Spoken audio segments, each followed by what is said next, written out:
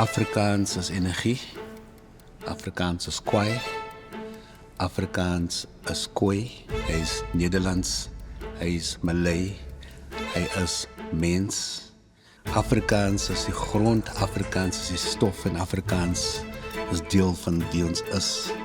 Hy gaan nêrens heen. Soos Van Wyk Lou gesê het, Afrikaans is vir my die skat wat jy veilig deur die skare moet dra. As 'n taal van mobilisering. Ons praat dieselfde taal, jy praat met anders. Daar's Kaaps, daar is Arabiese Afrikaans. Die Afrikaans is definitief nie op sy sterfbed nie. Hy het oorleef teen wil en dank.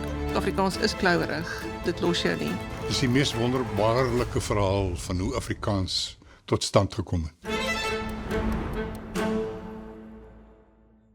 Eureka, 40 jaar trots, Suid-Afrikaans.